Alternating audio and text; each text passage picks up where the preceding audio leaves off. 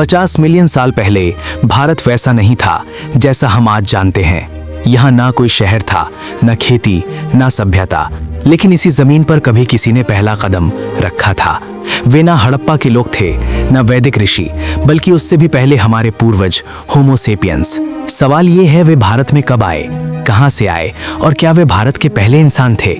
और सबसे बड़ा सवाल, क्या उन्हीं के वंशजों ने आगे चलकर हड़प्पा जैसी रहस्यमयी और उन्नत सभ्यता को जन्म दिया? इन्हीं सवालों के जवाब के लिए वीडियो को अंत तक देखिएगा। और अगर आप ऐसी रोचक और रिसर्च की हुई डॉक्यूमेंट्री पसंद करते हैं तो चैनल को सब्सक्राइब जरूर करिए, क्योंकि ऐसी डॉक्यूमेंट्री बनाने में हमें घंटों मेहनत और रिसर्च करनी पड़ती है। एक ऐसी दुनिया की कल्पना कीजिए जहां इंसान तो क्या, हमारे पूर्वजों का भी कोई नामो निशान नहीं था। उस समय जिस जमीन पर आज हम और आप खड़े हैं वो एशिया का हिस्सा नहीं थी। हमारा भारत एक टूटा हुआ, अकेला और वीरान जमीन का टुकड़ा था। ये अपने परिवार अफ्रीका से बिछड़ चुका था और हजारों किलोमीटर दूर एक विशाल समंदर के बीचों बीच तैर रहा था। लाखों सालों तक भारत एक विशाल जहाज की तरह पानी को चीरता हुआ उत्तर दिशा की तरफ बढ़ता रहा। इसके सामने एक बहुत बड़ा समंदर था, टेथिस सागर। लेकिन इस जमीन के नीचे कुदरत की एक अदृश्य ताकत काम कर रही थी। जमीन के अंदर मैग्मा उभर रही थी जो भारत को इतनी तेज रफ्तार दी कि ये रुका नहीं। और फिर वो घड़ी आई जिसने दुनिया का नक्शा हमेशा के लिए बदल दिया। भारत इस समुद्र को पार करते हुए सीधे यूरेशियन प्लेट तरफ पड़ा और फिर वो महाटकराव कोजन हुआ। ये टक्कर इतनी भयानक थी कि इसने बीच के समंदर को ही निगल लिया। दो विशाल जमीनी प्लेटें आपस में भिड़ गईं। दबाव इतना ज्यादा था कि धरती का सीना फट गया। चट्टानें टूटने के बजाय ऊपर की तरफ मुड़ने लगीं। मलबा उठता गया और उठता ही गया जब तक कि उसने बादलों को नहीं छू लिया। यही था कुदरत की सबसे बड़ी दीवार, हिमालय का जन्म। इस नई दीवार ने सब कुछ बदल दिया। जो हवाएं पहले सीधी निकल जाती थीं, हिमालय ने उन्हें रोक लिया। नतीजा, भारत की प्यासी जमीन पर मानसून की पहली बारिश हुई। हिमालय की बर्फ पिघली और गंगा, यमुना, नर्मदा जैसी नदियां इस धरती को सींचने लगा। देखते ही देखते लाखों सालों का ये उथल पुथल शांत हुआ। जो जमीन कल तक पथरीली और वीरान थी, वो अब घने जंगलों, मीठे पानी और हरियाली से भर गई। करोड़ों साल तक मौसम में उतार चढ़ाव के बाद भारत अब एक स्वर्ग बन चुका था। स्टेज पूरी तरह सज चुका था इंसानों की स्वागत के लिए। जंगल खामोश थे, नदियां बह रही थीं, हवाएं चल रही थीं, लेकिन इस जन्नत में अभी एक चीज की कमी थी, जीवन की। अभी हम यानी आधुनिक इंसान पैदा भी नहीं हुए थे। तो फिर आखिर कौन थे वो अनजान मेहमान जो हमसे लाखों साल पहले इस भारत के पहले मालिक बने?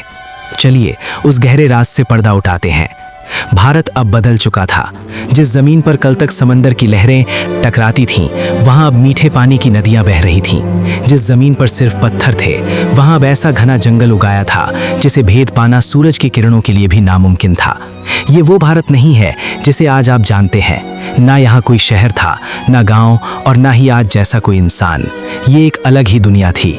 इस दुनिया में कानून सिर्फ एक था, जिसकी लाठी उसकी भैंस नहीं, बल्कि जिसका जबड़ा उसका राज। उस समय भारत की धरती पर इंसानों का नहीं, बल्कि दानवों, जायंट्स का राज्य था। अगर आप उस समय के जंगल में चलते तो आपका सामना आज के हाथियों से नहीं, बल्कि उनके परदादाओं से होता। स्टिगोडॉन, एक ऐसा विशालकाय जीव जिसके दांत 10 फीट तक लंबे होते थे। जब ये चलता था तो जमीन कांपती थी।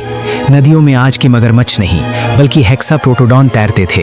ये दरियाई घोड़े जैसा जानवर था, लेकिन इसका आकार किसी ट्रक से कम नहीं था।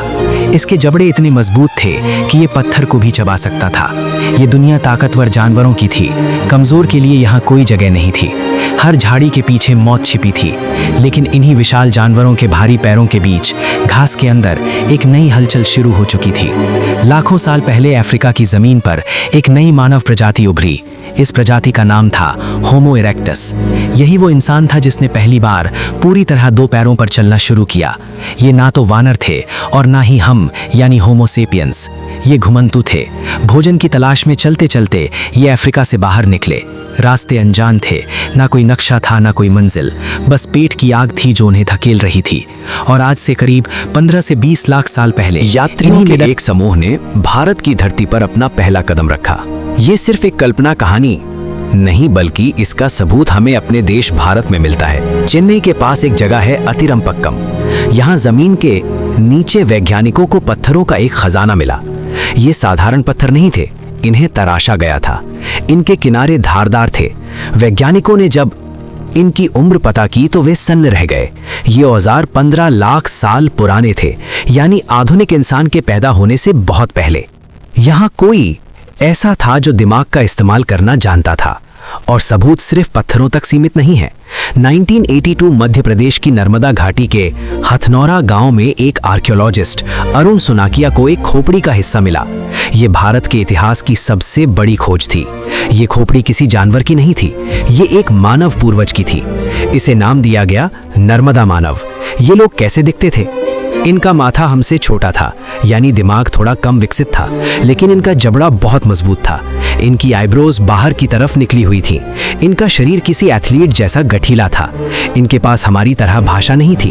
इनकी भाषा थी इशारे और आवाजें। इनका सबसे बड़ा हथियार था हैंड एक्स, एक नाशपाती के आकार का पत्थर जिसे ये अपनी मुट्ठी में पकड़ते थे। यही इनका चाकू था, यही इनका हथौड़ा था। बिना बंदूक, बिना लोहे के हथियार के, सिर्फ पत्थरों के दम पर ये लोग विशाल हाथियों और दरियाई घोड़ों का शिकार करते थे। ये डरते नहीं थे। इन्होंने भारत के हर कोने को छान मारा था, उत्तर से दक्षिण तक। नर्मदा के तट से लेकर गोदावरी के जंगलों तक इन्हीं का राज था। लाखों सालों तक भारत के जंगलों में इन्हीं की हुंकार गूंजती रही। इन्हें लगा कि ये इस धरती के मालिक हैं। इन्होंने बाढ़ को हराया था, सूखे को हराया था और बड़े बड़े जानवरों को हराया था। ऐसा लग रहा था कि इनका वंश अमर रहेगा, लेकिन उन्हें खबर नहीं थी, कुदरत अपनी आस्तीन में एक खंजर छिपाए बैठी थी। हजारों मील दूर समंदर के उस पार इंडोनेशिया के एक द्वीप पर धरती का सीना फटने वाला था। एक पहाड़ नहीं बल्कि एक राक्षस जाग चुका था। टोबा सुपर वोल्केनो की धमाका इतना जोरदार था कि इसकी आवाज 3000 किलोमीटर दूर भारत तक सुनाई दी होगी। हिमालय की चोटियां भी कांप उठी होंगी। लेकिन असली खतरा वो आवाज नहीं थी। असली खतरा वो था जो हवा के साथ उड़कर आ रहा था। कुछ ही घंटों में भारत का नीला आसमान गायब हो गया। दोपहर के वक्त रात जैसा गुप अंधेरा छा गया और फिर आसमान से गिरने लगी सफेद मौत। ये बर्फ नहीं थी, ये राख, वोल्केनिक ऐश थी। कल्पना कीजिए, जब उन आदि मानवों ने सांस ली होगी तो उनका दम घुटने लगा होगा। नदियां जो कल तक जीवन देती थीं, अब कीचड़ और जहर बन चुकी थीं। पेड़ पौधे मर गए, जंगल वीरान हो गए। भारत जो एक गर्म देश था, अचानक बर्फ जैसा ठंडा पड़ गया। इसे विज्ञान कहता है वोल्केनिक विंटर। अब यहाँ एक बहुत बड़ा सवाल उठता है। वो आदि मानव जो लाखों सालों से यहाँ के बेताज बादशाह थे, वो इस मुसीबत से क्यों हार गए? वे तो बहुत ताकतवर थे, फिर उनका वंश क्यों मिट गया? उनकी मौत का कारण कोई और नहीं बल्कि उनका अपना शरीर और दिमाग बन गया। देखिए, उनके हारने की 3 बड़ी वजह थी। पहली वजह, उनके शरीर की बनावट। उनका शरीर पहलवानों जैसा भारी और गठीला था। ये शरीर एक बड़ी गाड़ी की तरह था जिसे चलने के लिए बहुत ज्यादा पेट्रोल यानी एनर्जी चाहिए थी। जब तक जंगल हरे भरे थे सब ठीक था, लेकिन जब खाना खत्म हुआ तो उनका बड़ा शरीर ही उनका सबसे बड़ा दुश्मन बन गया। वे कम खाने में जिंदा नहीं रह सकते थे। उनकी ताकत ही उनकी कमजोरी बन गई। दूसरी वजह थी उनके पुराने हथियार। कड़ी सर्दी और बदलाव के बाद जंगलों से बड़े जानवर खत्म हो गए, लेकिन उनके हाथों में अब भी भारी पत्थर के हथियार ही थे जो सिर्फ बड़े जानवरों के लिए बने थे। छोटे जानवरों के सामने ये हथियार बेकार हो गए। और तीसरी सबसे बड़ी वजह, कल की चिंता ना करना। दिक्कत ये थी कि वे सिर्फ आज में जीते थे। उनके पास हम जैसा दिमाग नहीं था जो मुसीबत आने से पहले प्लानिंग कर सके। उन्हें खाना जमा करना नहीं आता था। उन्हें ये समझ नहीं आया कि कल क्या होगा। और देखते ही देखते एक पूरी प्रजाति जो कल तक भारत की मालिक थी, वो भूख, ठंड और अंधेरे में घुट घुट कर खत्म हो गई। ये विनाश अंत नहीं था, ये एक नई शुरुआत की तैयारी थी। राख से ढकी इस भारत की धरती पर अब एक नई प्रजाति कदम रखने वाली थी। एक ऐसी प्रजाति जिससे आज हम सब जुड़े हैं, होमो सेपियंस। टोबा का महाविस्फोट सिर्फ भारत को ही नहीं झुलसा गया था। सैकड़ों साल बाद भी उसकी राख और सर्दी की मार अफ्रीका तक पहुंची। जिस धरती ने लाखों सालों से इंसान को पाला था, वही धरती अब उसे बोझ लगने लगी थी। जंगल सूख रहे थे और इसी धरती पर प्रजाति अब सांस लेने के लिए भी संघर्ष कर रही थी, होमो सेपियंस। जरा उस समय के इंसान के बारे में सोचिए। वो कोई योद्धा या विजेता नहीं था, वो बस एक पिता था जो सुबह शिकार पर निकलता और शाम को खाली हाथ झुकी हुई नजरों के साथ लौटता था। वो एक माँ थी जो अपने बच्चे की प्यास बुझाने के लिए बूंद बूंद पानी के लिए तरस रही थी। अफ्रीका उनका अपना घर अब उन्हें पाल नहीं सकता था। उनके पास दो ही रास्ते थे, या तो यहीं रुककर धीरे धीरे इतिहास से मिट जाएं, या फिर उस अनजान शितज की ओर बढ़ें जहां शायद मौत हो, लेकिन शायद जिंदगी की एक उम्मीद भी।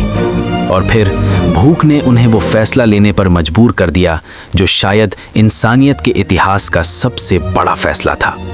एक पूरा जनसमूह, बच्चे बूढ़े जवान, अपना सब कुछ समेट कर चल पड़े।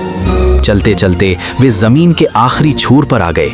सामने लाल सागर था जहां पानी ही पानी और आगे कुछ भी नजर नहीं आ रहा था। विज्ञान कहता है कि उस समय हिमयुग, आइस एज के कारण समंदर का स्तर नीचे था।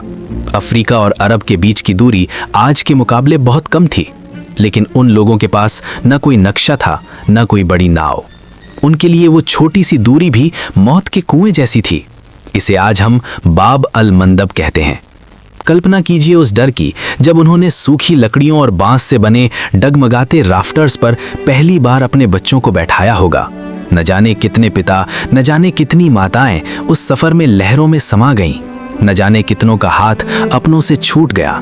जो बच गए वे लहरों से लड़कर अरब के तट, आज का यमन पर पहुंच गए। वे जिंदा तो थे, लेकिन वे अब बेघर थे। उनका घर अफ्रीका हमेशा के लिए पीछे छूट चुका था, पर उनका इम्तिहान अभी खत्म नहीं हुआ था।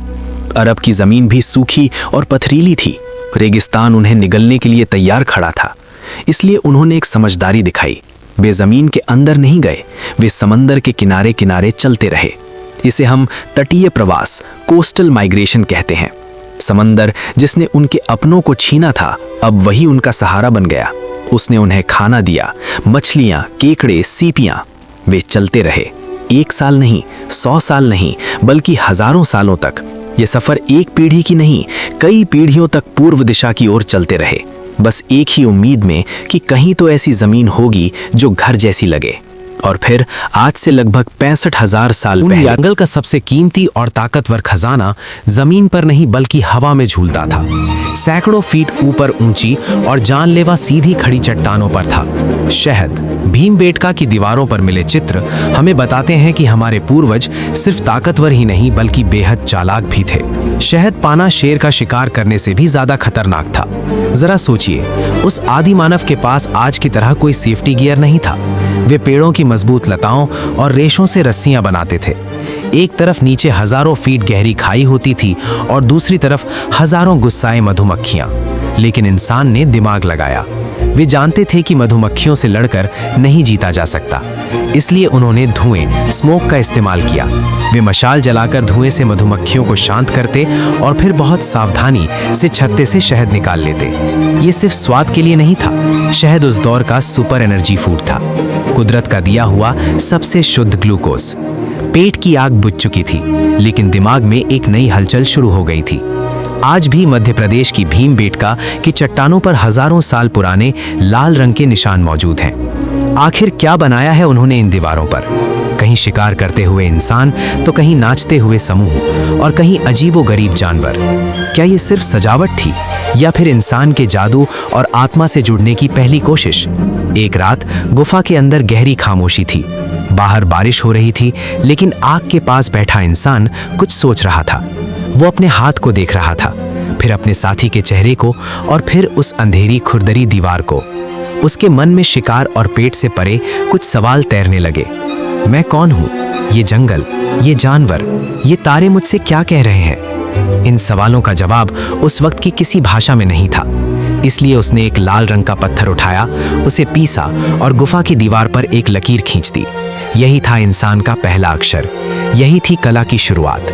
मध्य प्रदेश की भीमबेटका की गुफाओं में आज भी वो चित्र मौजूद हैं। लेकिन जरा सोचिए, उन्होंने वो चित्र क्यों बनाए?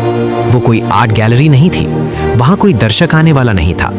अंधेरी गुफाओं में मशाल की रोशनी में उन्होंने जानवरों के चित्र बनाए, नाचते हुए इंसानों के चित्र बनाए। शायद ये एक जादू था। उनका मानना था कि अगर वे दीवार पर शिकार को कैद कर लेंगे तो अगले दिन जंगल में भी शिकार उनकी मुट्ठी में होगा। ये चित्रकारी उनकी उम्मीद थी, उनकी प्रार्थना थी। लेकिन बदलाव सिर्फ दीवारों पर नहीं, उनके शरीरों पर भी हो रहा था। इंसान ने पहली बार खुद को सजाना शुरू किया। शुतुरमुर्ग के अंडों के छिलकों को घिसकर उनमें छेद करके उन्होंने मनके बनाए और गले में पहन लिया। ये फैशन नहीं था, ये पहचान आइडेंटिटी थी। ये दुनिया को बताने का तरीका था कि मैं हूं, मैं अलग हूं, मेरी एक कहानी है। जानवर सिर्फ जीते हैं, लेकिन इंसान अपनी पहचान बनाना चाहता था। और फिर उन्होंने जीवन के सबसे कड़वे सच का सामना किया, मौत। जानवरों की दुनिया में जब कोई मरता है तो उसे वहीं छोड़ दिया जाता है, गिद्ध उसे खा जाते हैं। लेकिन हमारे पूर्वजों ने ऐसा नहीं किया। जब उनका कोई साथी, कोई बुजुर्ग या कोई बच्चा हमेशा के लिए सो गया तो उन्होंने उसे जंगल में नहीं फेंका। उत्तर प्रदेश के सराय नहार राय और महादहा में मिली हजारों साल पुरानी कब्रें हमें एक भावुक कहानी सुनाती हैं। उन्होंने गड्ढा खोदा, अपने प्रियजन को बहुत प्यार से उसमें लिटाया, और ध्यान दीजिए, उन्होंने उसे खाली हाथ नहीं भेजा। उन्होंने उसके साथ उसका पसंदीदा भाला रखा, मांस रखा और गहने रखे। क्यों? क्योंकि इतिहास में पहली बार इंसान ये मान रहा था कि मौत अंत नहीं है। उन्हें लगा कि मरने के बाद भी एक सफर है, एक दूसरी दुनिया है जहां उसे भूख लगेगी, जहां उसे हथियारों की जरूरत होगी। यही आत्मा का पहला विचार था, यही धर्म की पहली नींव थी। गुफाओं में कहानियां गूंजने लगी। बुजुर्ग आग के पास बैठकर बच्चों को बताने लगे कि कैसे उन्होंने शेर का सामना किया, कैसे उन्होंने नदियां पार की। ज्ञान अब एक दिमाग से दूसरे दिमाग में जा रहा था। इंसान अब सिर्फ शिकारी नहीं था, वो एक चिंतक, थिंकर बन चुका था। वो सपने देखने लगा था। लेकिन ये घुमंतु जीवन, ये शिकार, ये गुफाएं अब पीछे छूटने वाली थीं। इंसान के इतिहास में एक ऐसा मोड़ आने वाला था जो सब कुछ बदलने वाला था। वो भोजन उगाने वाला था। गुफाओं से निकलकर खुले मैदानों में शहर बसने वाले थे। पत्थर की नालियां, विशाल स्नान गृह और हड़प्पा जैसी अद्भुत सभ्यता जिसे देखकर आज का इंजीनियर भी सोच में पड़ जाए। लेकिन कहानी यही नहीं रुकती। सिनौली और हस्तिनापुर की खुदाइयों से शाही रथ और हथियार मिले हैं जो महाभारत में वर्णित पांडव कौरव युद्ध से मेल खाता है। तो क्या महाभारत सिर्फ एक कथा है या सच में इतिहास में घटित हुआ था? भारत के इतिहास में आज से लगभग 9000 साल पहले एक ऐसा पल आया जिसने इंसान की नियति ही बदल दी। लाखों सालों से भोजन के पीछे भागते हुए हमारे पूर्वजों ने भागना बंद कर दिया। वजह थी एक नन्हा सा बीज। इंसान को समझ आ गया था कि पेट भरने के लिए जंगल में भटकना जरूरी नहीं, भोजन को अपनी जमीन पर उगाया जा सकता है। शिकारी इंसान अब किसान बन चुका था। नदियों के किनारे कच्ची मिट्टी की दीवारें उठी और इंसान को उसका पहला परमानेंट एड्रेस मिल गया। समय का पहिया तेजी से घूमा। ये छोटे गांव कस्बों में बदलने लगे और फिर मेहरगढ़ से शुरू हुआ ये सफर भारत के पश्चिमी हिस्से में एक महानगरीय विस्फोट में बदल गया। आज से 5000 साल पहले जब पूरी दुनिया कबीलों और झोपड़ियों में रह रही थी, तब भारत में जन्म ले रही थी दुनिया की सबसे आधुनिक सभ्यता, इंडस वैली सिविलाइजेशन। जरा कल्पना कीजिए, हजारों साल पहले के वे लोग शहरी नियोजन, अर्बन प्लानिंग के उस्ताद थे। उनकी सड़कें आज के गांवों की तरह टेढ़ी मेढ़ी नहीं थी, वे एक दूसरे को ठीक 90 डिग्री राइट एंगल पर काटती थी। हड़प्पा के शहरों में हर मकान, हर गली एक सलीके से बनी थी। यहाँ तक कि मकान बनाने वाली ईंटों का अनुपात, रेशियो भी पूरी सभ्यता में 4:2:1 ही रहता था, चाहे शहर हजारों मील दूर हो। ईंटों का ये स्टैंडर्ड साइज दिखाता है कि उनकी शासन व्यवस्था कितनी मजबूत और संगठित थी। लेकिन हड़प्पा की सबसे बड़ी गहराई उनके महलों में नहीं, बल्कि उनकी नालियों, ड्रेनेज सिस्टम में छिपी थी। हर घर का अपना बाथरूम था। गंदा पानी निकालने के लिए पक्की और ढकी हुई नालियां बनाई गई थी। इन नालियों में जगह जगह पर मैनहोल्स छोड़े गए थे ताकि कचरा साफ किया जा सके। और फिर आता है मोहनजोदड़ो का वो विशाल स्नानागार। ये महज एक कुंड नहीं था, बल्कि प्राचीन इंजीनियरिंग का चमत्कार था।